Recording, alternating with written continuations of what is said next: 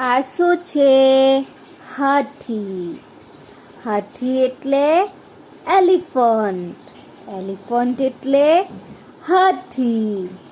હાથીને આગળ શું હોય છે? લાંબી લાંબી સૂંઢ. સૂંઢ એટલે શું?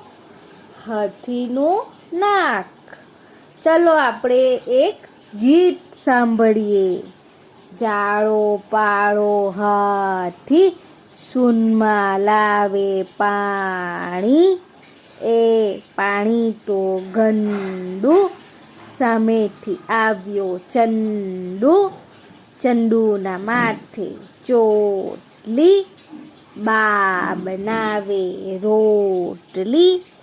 એક રોટલી ખાવાની, પછી સ્કૂલે જવાની.